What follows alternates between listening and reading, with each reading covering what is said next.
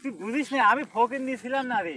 আমার দাদার হোমন্দির চলের মামুদ ভাগ্নের বিয়ের খালু।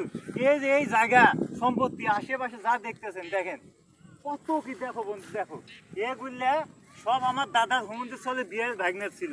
এ নদীর বেকার একটাই নেশা ছিল, খালি মাগিবাজি করা, খালি মাগিবাজি করা, বুঝছো? এই সেই নেশা আমারও আছে। এই নদীর বেকারা জায়গাটা বিক্রি করছে আর মাগিবাজি করছে, যাত্রা সার্কে যা আছে জুয়া টুয়া সব খেলে শেষ করছে। আর নদীর বেকারা আমার কিচ্ছু থিয়ে না, শুধু আমার জন্য থুয়ে গেছে কি ওই মাগিবাজিটা। আমি ওই মাগিবাজি সাইজেরই পারি না। এখন মাগিবাজি করতে গেলে তো টাকা লাগে।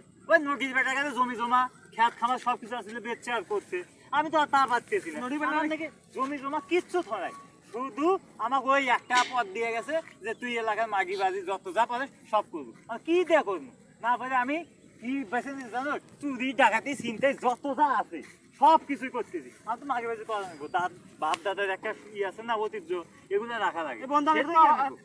উপদেশ দেয়, উপদেশটা হ্যাঁ, হচ্ছে যে তোমার বলো। তোমার বউকে বন্ধু রাখো আমার কাছে। না ওটা রাখা সে তো চলে গেছে, আমার জমি জমা কিচ্ছু নাই, টাকা পয়সা দিতে পারি না, চুরি ডাকাতি করি, মানুষের ধরে মারে কাটে, তোমার না মারে বাল, তোমার বউকে আমাকে দিয়ে দাও, বউকে আমাকে দাও, আমি এ চালাবো। চলে গেছে, তুমি নিয়ে নাও তো, আমি তো রাখতে পারতেছি না, বোঝো না? আমার টাকা পয়সা কিচ্ছু নাই, বুঝছো?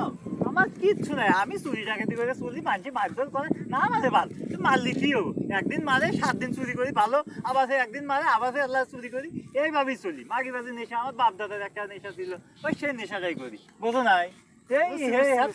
আমি একটু গরিব, না গরিব থাকবো না, সামনে আমি বড় লোক হবো। দেখো এই এমন একটা দান মারবো যে একবার কোটিপতি হয়ে যাবো, সেদিন থেকে মাগি বাজি সব ছেড়ে দেবো। এই নোটিশ টাকা আশা বলছা নাই।